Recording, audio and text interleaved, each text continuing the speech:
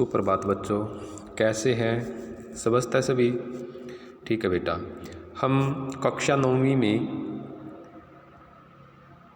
हमारी पाठ्य पुस्तक है, हमने क्षितिज भाग का अध्ययन हमने कर लिया है। ठीक है, तो फिर हमारी पाठ्य पुस्तक है कृतिका, उसमें हमारा जो पाठ है नंबर 1 पर वह हमारे सिलेबस में नहीं है, इसलिए पाठ नंबर 2 है हमारा मेरे संग की औरतें, मृदुला गर्ग।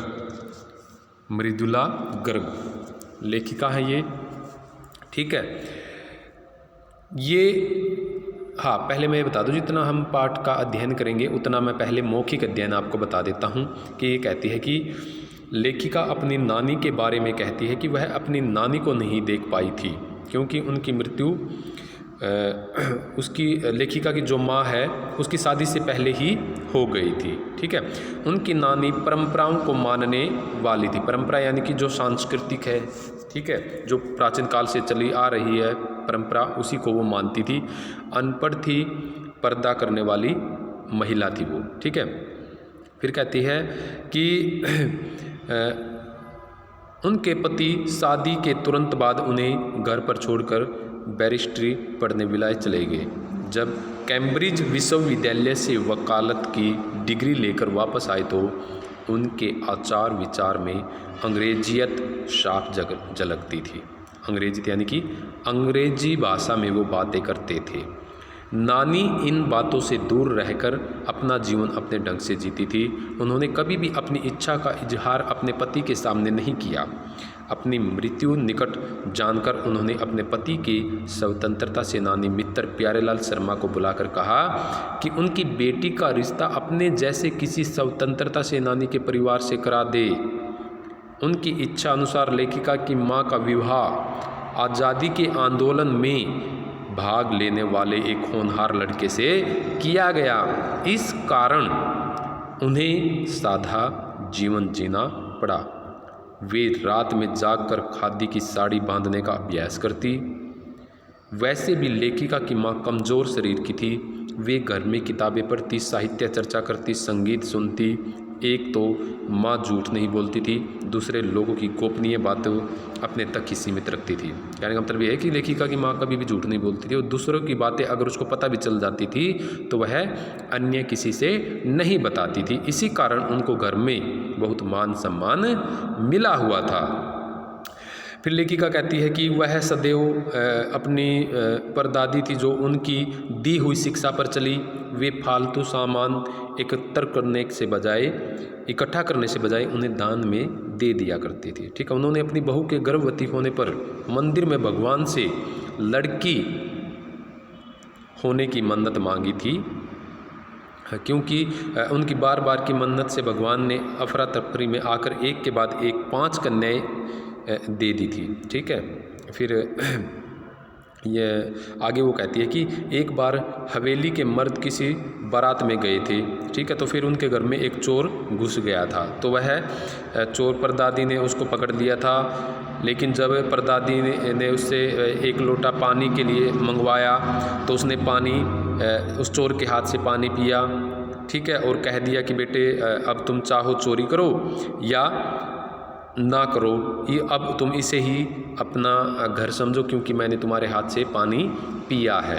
ठीक है, तो आज हम यहाँ तक ही अध्ययन करेंगे, बाकी हम अगली जो हमारी कक्षा रहेगी वीडियो में उसमें अध्ययन करेंगे, पढ़ेंगे। एक नानी थी जाहिर है, पर मैंने उन्हें कभी देखा नहीं। मेरी माँ की शादी होने से पहले ही उनकी मृत्यु हो गई थी। शायद नानी से कहानी न सुन पाने के कारण बाद में हम 3 बहनों को खुद कहानियाँ कहनी पड़ी। नानी से कहानी भले न सुनी हो, नानी की कहानी ज़रूर सुनी और बहुत बाद में जाकर उसका असली मर्म समझ में आया। मर्म होता है रहस्य। पहले इतना ही जाना कि मेरी नानी पारंपरिक अनपढ़ परदानसी औरत थी। परदानसी यानी कि पर्दा करने वाली थी। हमारी हरियाणवी में कह देते ओल्हा करने वाली थी। जिनके पति शादी के तुरंत बाद उन्हें छोड़कर बैरिस्ट्री पढ़ने विलायत चले गए थे। बैरिस्ट्री का अर्थ होता है वकालत, ठीक है, वकालत की पढ़ाई करने वो विलायत यानी कि दूसरे देश में चले गए थे। कैम्ब्रिज विश्वविद्यालय से डिग्री लेकर जब वे लौटे और विलायती रीति रिवाज के संग यानी कि साथ जिंदगी बसर करने लगे, तो बसर होता है बिताना, नानी के अपने रहन सहन पर उसका कोई असर नहीं पड़ा, न उन्होंने अपनी किसी इच्छा आकांक्षा या पसंद नापसंद का इजहार पति पर कभी किया। फिर कहती है कि पर जब कम उम्र में नानी ने खुद को मौत के करीब पाया तो 15 वर्षीय इकलौती बेटी, वर्षीय यानी कि वर्षीय, मेरी माँ की शादी की फिक्र ने इतना डराया कि वे एकदम मुँहजोर हो उठी। ठीक है। फिर वो कहती है नाना से उन्होंने कहा कि वे पर्दे का लिहाज छोड़कर उनके दोस्त स्वतंत्रता सेनानी प्यारे लाल शर्मा से मिलना चाहती है। सब दंग हैरान रह गए, दंग हैरान यानी कि आश्चर्यचकित रह गए। जिस पर्दानसी यानी कि पर्दा करने वाली औरत ने पराए मर्द से क्या खुद अपने मर्द से मुंह खोलकर बात नहीं की थी, आखिरी वक्त में अजनबी से क्या कहना चाहती है। पर नाना ने वक्त की कमी और मौके की नजायत की लाज रखी। सवाल जवाब में वक्त बर्बाद करने के बजाय फौरन जाकर दोस्त को लिवा लाए और बीबी के हुजूर में पेश कर दिया। बेटे जो बीच में पहरा है गुलाबी जो पिंक कलर का, इसका अध्ययन हमने ऊपर कर लिया, ये सार है इसका। ठीक है, तो नीचे पढ़ेंगे अब जो नानी ने कहा वह और भी हैरत अंगेज था, आश्चर्य। उन्होंने कहा वचन दीजिए कि मेरी लड़की के लिए वर आप तय करेंगे।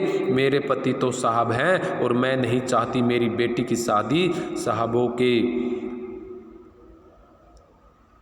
ये शब्द दिया हुआ बेटे यहाँ पर एक शब्द आया है, ये साफ नहीं दिखाई दे रहा है, ये होता है फरमाबरदार, इसका अर्थ होता है फरमाबरदार, इसका अर्थ होता है आज्ञाकारी।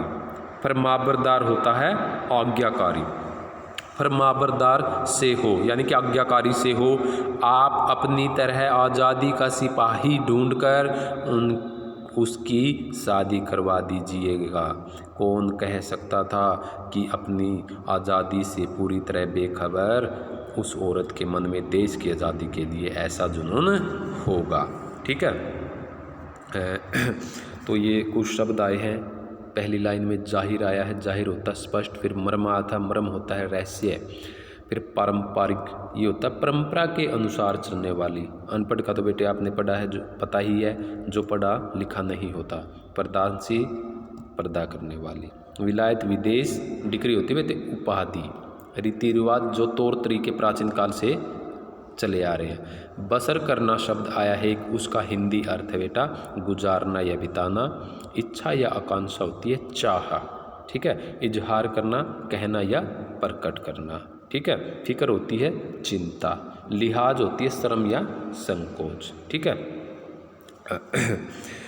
लाज रखना होता है मान रखना। हुजूर में होता है सामने। ठीक है, हाँ, अब आगे पढ़ेंगे हम। बाद में मेरी समझ में आया कि दरअसल वे निजी जीवन में भी काफ़ी आज़ाद ख्याल रही होंगी।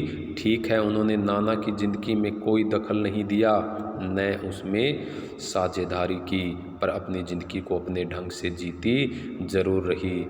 पारंपरिक घरेलू उबाऊ और खामोश ज़िंदगी जीने में आज के हिसाब से क्रांतिकारी चाहे कुछ न रहा हो, दूसरे की तरह जीने के लिए मजबूर न होने में असली आज़ादी कुछ ज़्यादा ही थी। खैर, इस तरह मेरी माँ की शादी ऐसे पढ़े लिखे होनहार लड़के से हुई जिसे आज़ादी के आंदोलन में हिस्सा लेने के अपराध में ICS के इम्तिहान में बैठने से रोक दिया गया था और जिसकी जेब में पुश्तैनी पैसा धेला एक नहीं था। माँ बेचारी अपनी माँ और गांधी जी के सिद्धांत के चक्कर में सादा जीवन जीने और ऊंचे ख्याल रखने पर मजबूर हुई। हाल उनका यह था कि खादी की साड़ी उन्हें इतनी भारी लगती थी कि कमर चनका खा जाती।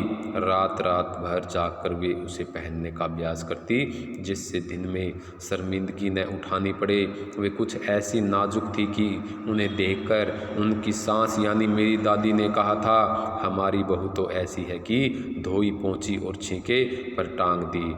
गनीमत यही थी कि किसी ने उन्हें छींके पर से उतारने की पेशकश नहीं की। कहने का तात्पर्य यह है कि लेखिका की माँ ने अपने पति के दोस्त प्यारेलाल से कहा था कि मैं अपनी लड़की की शादी करना चाहती हूँ, लेकिन वह साधे स्वभाव का व्यक्ति हो।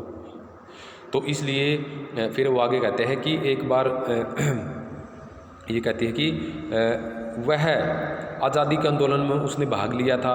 कहती है कि इसे एक अपराध माना गया और उसकी एक परीक्षा थी ICS की, ठीक है, उसमें भी उसको बैठने नहीं दिया था। और जो लेखिका की माँ थी वो बेटे शरीर में पतली थी, दुबली थी, इतनी मोटी नहीं थी।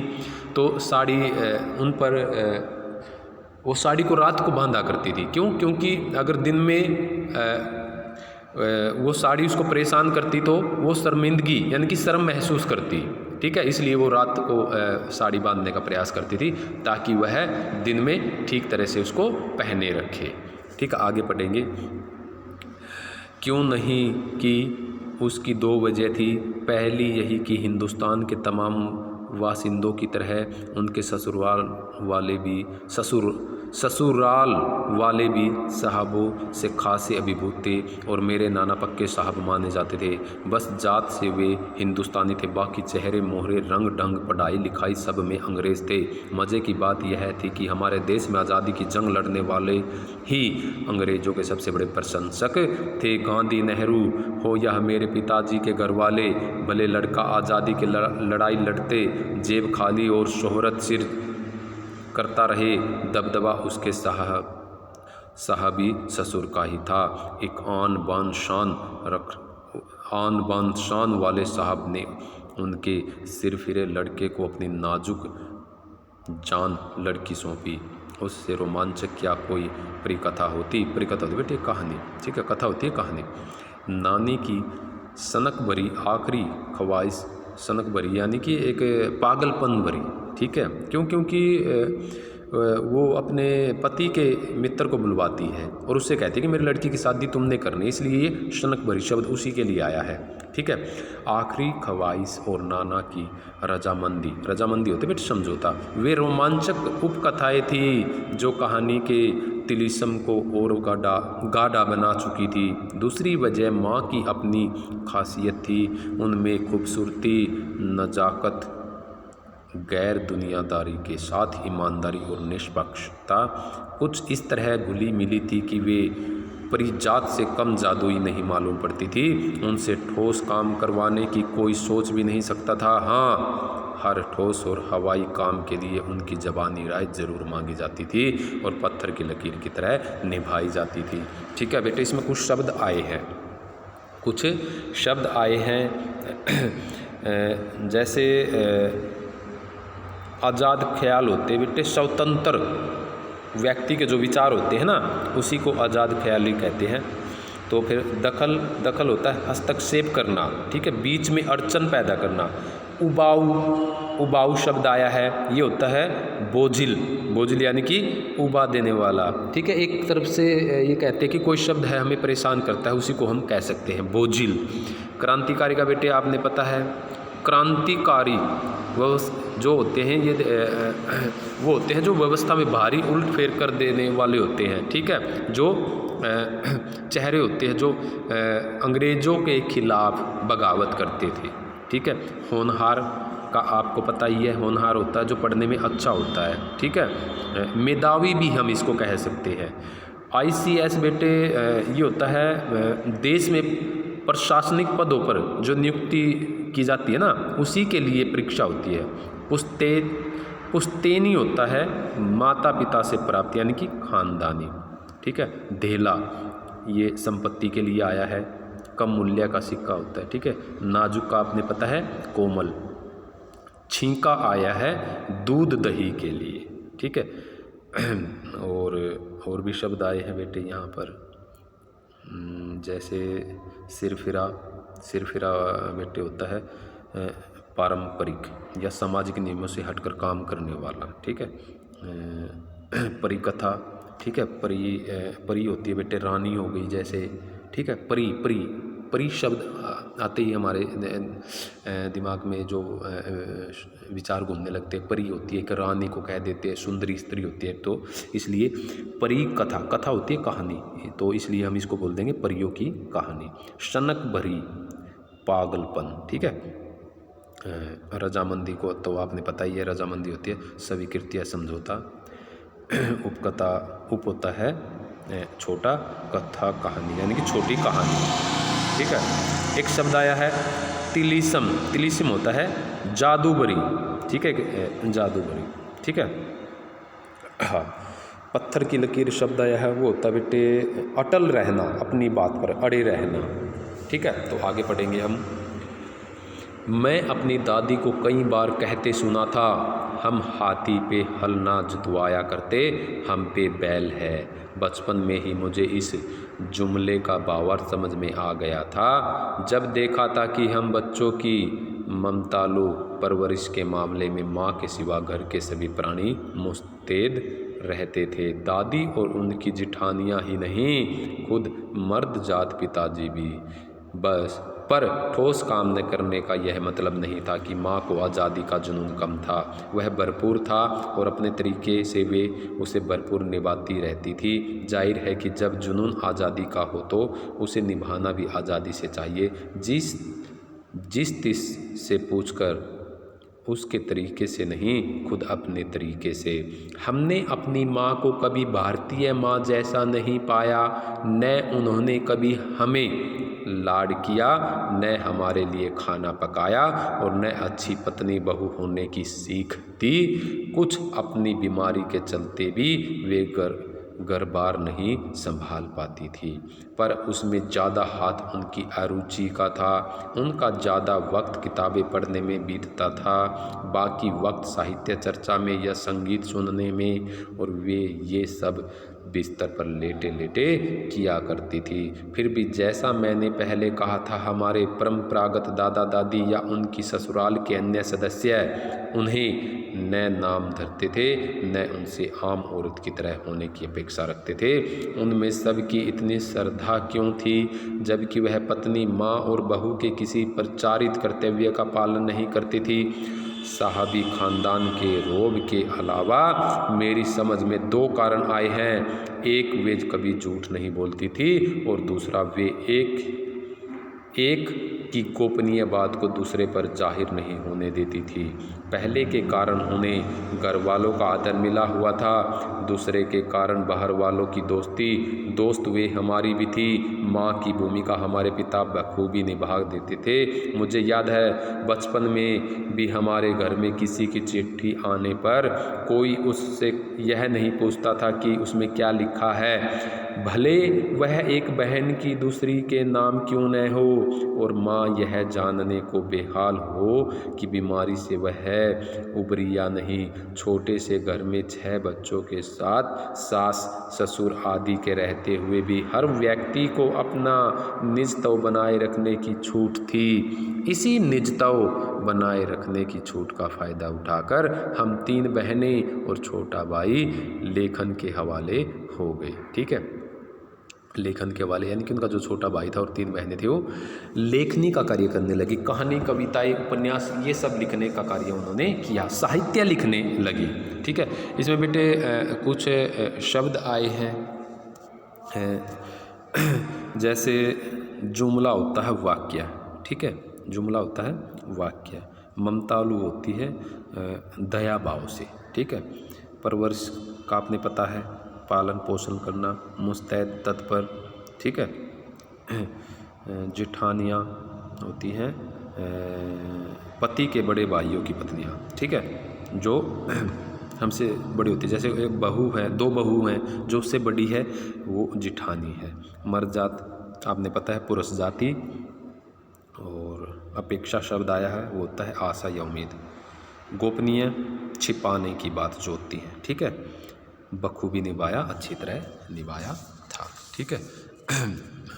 और भी पूर्वज का तो आप लोगों ने पता है, पुरखे, लीक होती है बेटे, शिक्षा भी होती है, और जो पारंपरिक तरीके से चलती है उसे भी हम लीक कहते हैं। वरना मुक्ति पाना, ठीक है। निस्तव अपनी मर्जी से जो काम करते हैं, ठीक है। और मन्नत दुआ मांगना। तो आज के लिए इतना ही बेटे। जो हमारा ये पाठ मेरे संग की औरतें अधूरा रह गया है उसका हम अध्ययन कल करेंगे, ठीक है। आज के लिए इतना ही, धन्यवाद।